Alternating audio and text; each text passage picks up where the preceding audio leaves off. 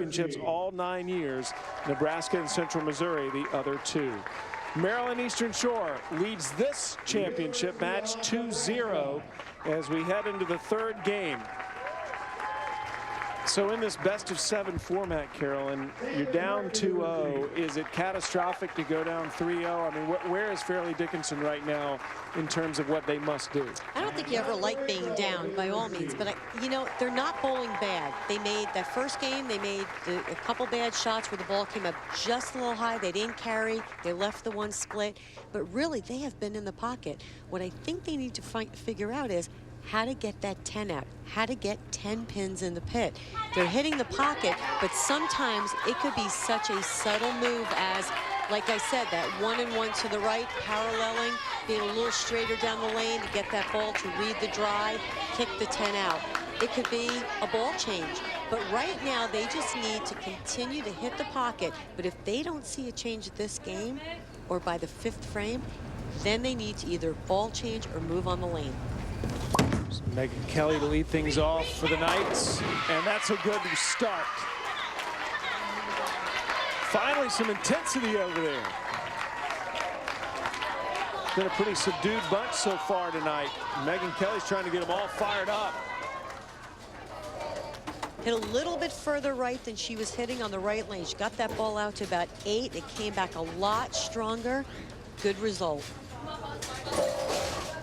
Her counterpart, Paula Villas, who has been rock solid tonight as the leadoff bowler. Villas, game 1, strike and a spare, 2 strikes in game 2. This is her first shot of game 3. Begging it to move, and it does. Another strike for Villas.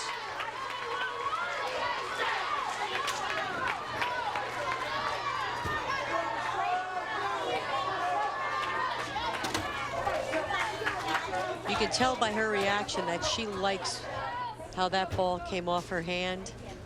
Great result. And once again, motivating the team. Hunziker for Fairleigh-Dickinson.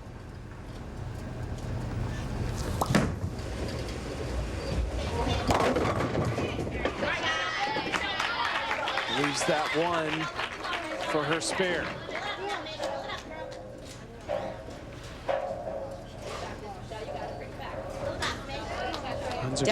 Definitely hitting a little further right on that lane. I wonder if that lane's changed just a little bit. She was also looking down at her shoe. So I don't know if she was able to get the leverage that she wanted to make, you know, that great shot that she wanted to. One pin left to pick up her 2nd spare of the night.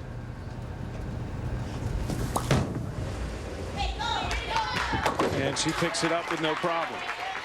It's been the open frames that have cost Fairleigh-Dickinson in the first 2 games. Megan Buja out for Maryland Eastern Shore. She's used to coming up big in finals. She bowled a 300 in the Illinois State High School finals her senior year.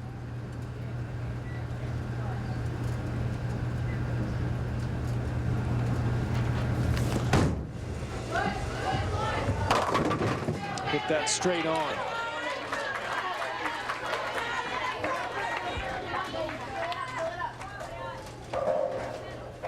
Missed way left to target, came around it. Right through the nose, left the 3-6-10. She'll change to her spare ball, goes a lot straighter and shoots straight at it.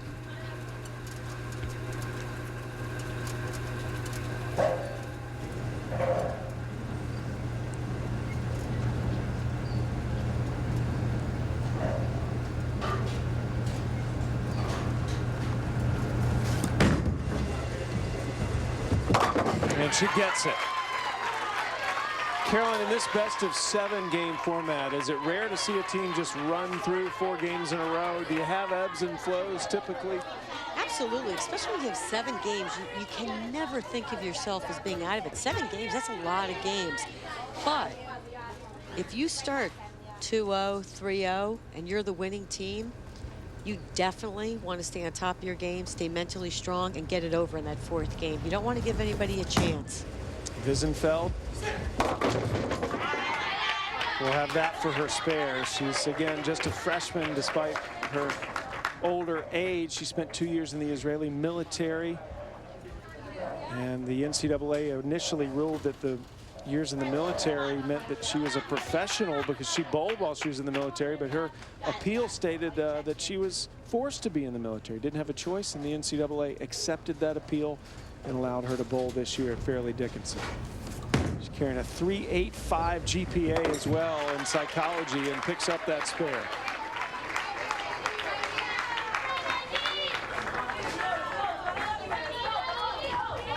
So no open frame so far as we head back over to Angie Ramirez, the lefty from Colombia. Mention her being the video blogger for the NCAA.com website. She's also chronicling her own life as a student athlete with a flip cam where she shoots the video herself of herself. Very talented young woman in the area of film and editing, as well, of course, as bowling. I'm still trying to learn how to use my iPhone. Well, she could help you. She's got a 3.78 GPA in computer science.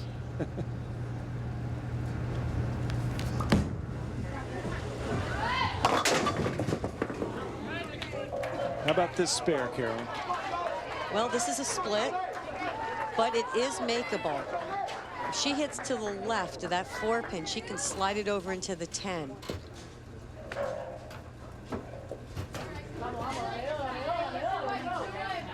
We've seen some different shot making in the last few shots, so the lanes could be going through a transition.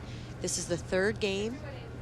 The lights, also the factor that nobody can see, the nerves. This has not had the same red hot start as the first two games had in terms of the scoring. Come on. Oh, just misses that 10-pin. So there's an open frame for Maryland Eastern Shore and an opening for Fairleigh-Dickinson. She made a great attempt at this split. Just barely misses that 10-pin. Okay, this is where Fairleigh-Dickinson needs to hop on that open and start to apply some pressure the other way. Change the momentum of the match. Jolie Carrillo with that assignment. And gets it! How about that strike? Had to wait on it. Those are the breaks you need to change the match. Comes in very light, but gets the roll of the 2-pin. A break that they need to take advantage of. Carrillo, Coach Lopresti saying she gives us our intensity. And you can see it right there. Alvarado will try to counter.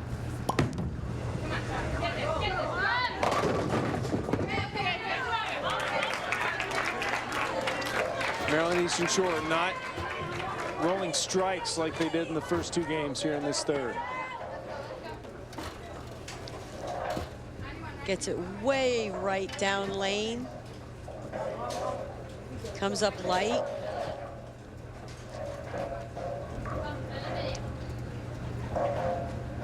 Had the open frame in game one. That was the only open frame for Maryland Eastern Shore. Communication is going to be a big factor now. The lanes seem to be changing.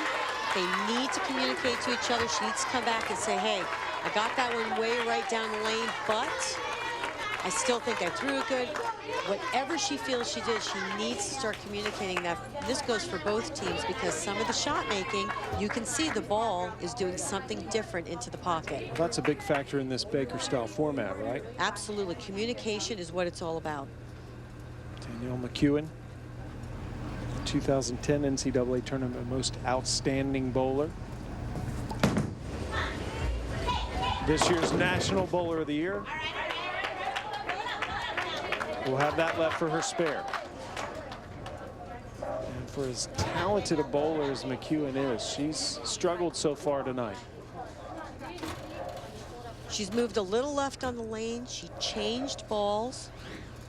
Wasn't getting the reaction she wanted the first 2 matches. Like you said, she's been struggling a little bit, making good shots, but not quite kicking out the 10, coming up a little light. So she changed balls, went a little high. She'll make a move off this, probably move a little bit more left. Picks up the spare. She's so good, though. You just figure sooner or later McEwen's going to get right back into this. But she doesn't leave that frame open, picks up the spare, and now it'll be Tania Falbo who will roll here in the 5th frame. Outstanding match so far for Falbo.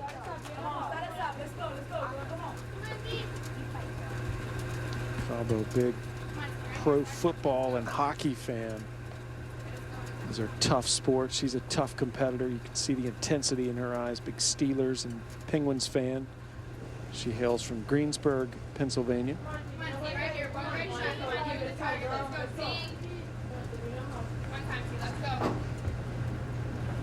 She just looks confident. And nails the strike. So Falbo completes the 5 rotation with a strike, but it's Fairleigh-Dickinson with the lead here in Game 3. Maryland Eastern Shore up 2-0.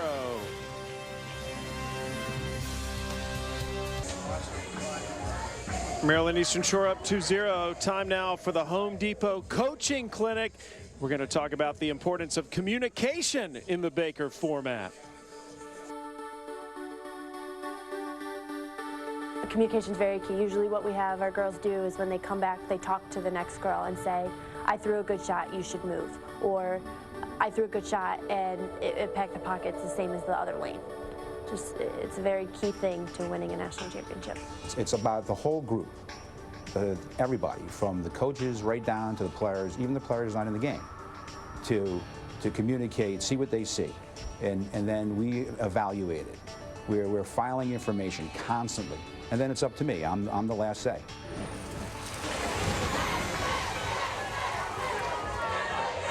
Christina Fromm, you've seen Maryland Eastern Shore doing a lot of communicating. You've seen Fromm talking to the bowlers as they've come off their turn. And we're in the middle of the 3rd game here, where there's a lot of talking going on between these two teams as they figure these lanes out. Mike Lepresti, the veteran coach, last year's National Coach of the Year, looking to his leadoff bowler, Megan Kelly, here to start the 6th frame. Here's a look at what Kelly's done tonight. Only 1 open frame. And strikes. Kelly's getting hot.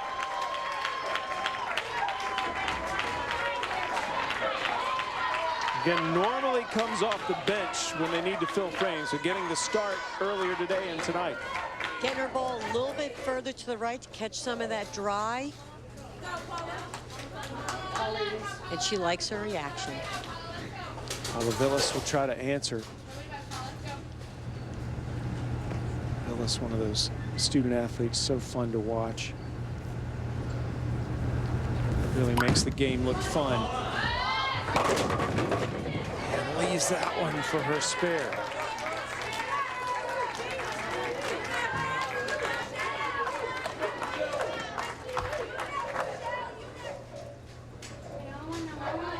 You could tell she knew she didn't quite catch that one because she was trying to help with her arm. You know, get up there, get up there.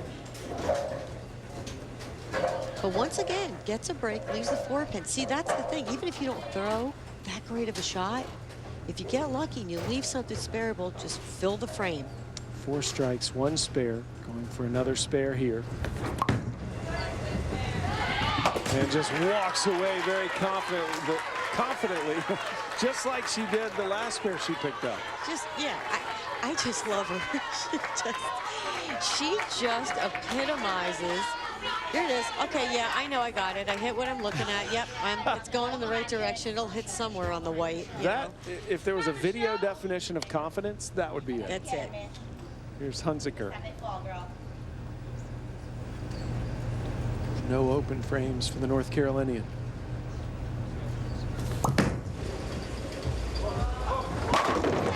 Another strike. Cary, North Carolina's finest.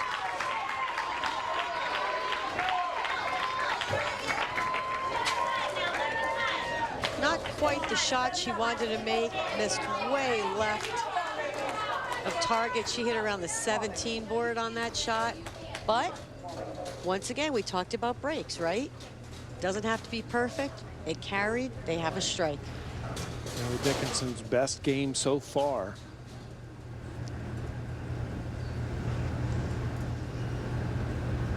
Bouja will try to get Maryland Eastern Shore right back in this. Just not as many strikes for the Hawks here in the third game.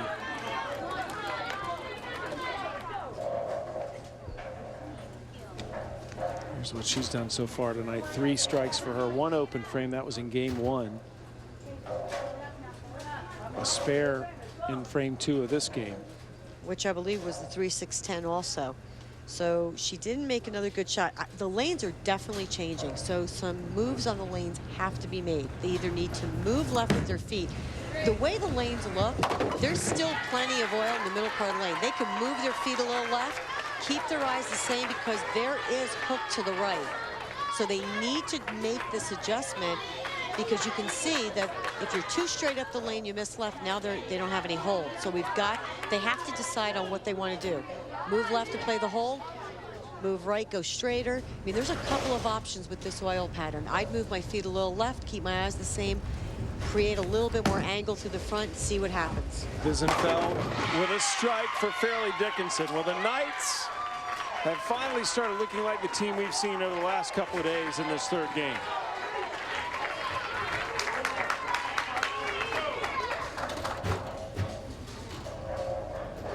Great leverage at the line, makes a perfect shot.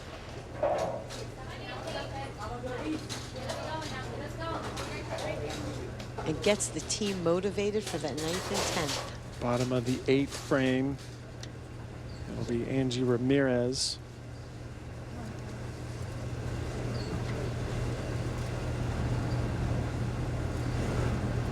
My name's right here.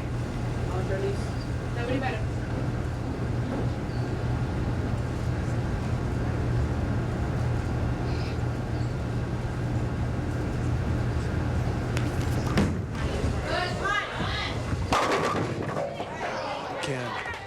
In most sports, Carolyn, lefties have a little bit of an advantage. How about in bowling? Can it actually be at their disadvantage, or is it an advantage? The majority of the time, the lefties have a little bit more of an advantage.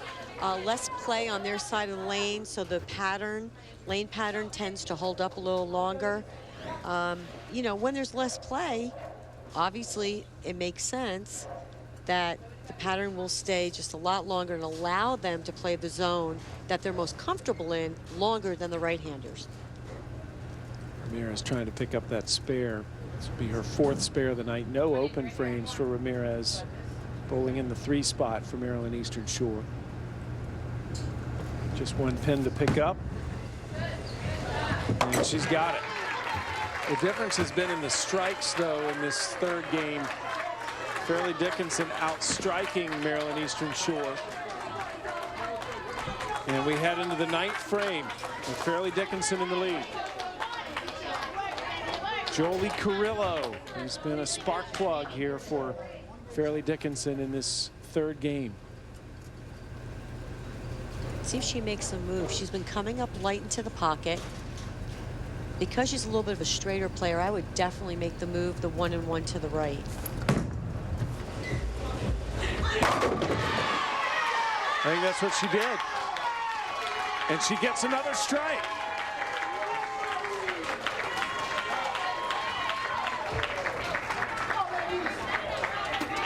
Fairleigh-Dickinson trying to climb right back in this match and avoid going down 3-0. Putting the pressure over on Mariana Alvarado as Jolie Carrillo celebrates her strike. There's all the strikes you can see at the top of that score sheet for Fairleigh-Dickinson.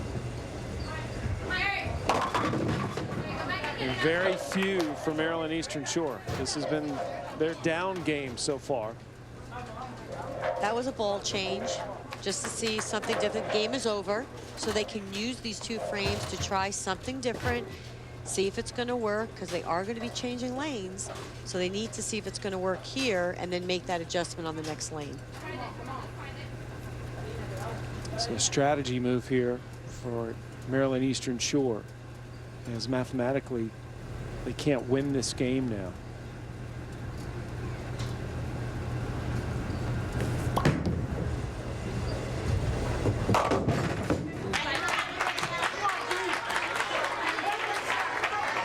But you don't want to lose a lot of momentum either. It's kind of a fine line you walk when you go to that strategic play.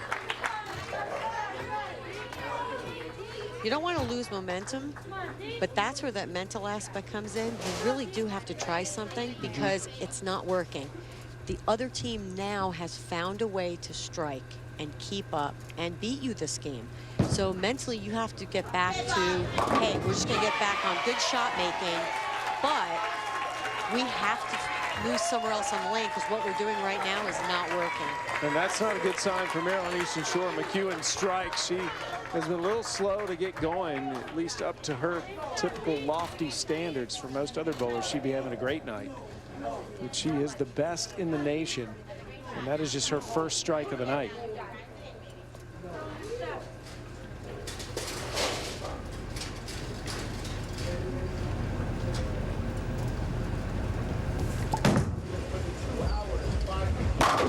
Back to back. She's pretty composed, huh? She changed balls, went to a stronger ball, moved a little more left on the lane. That looks like the reaction that can get her some strikes out there. Don't get a lot of emotional reaction from McEwen. Very even keel.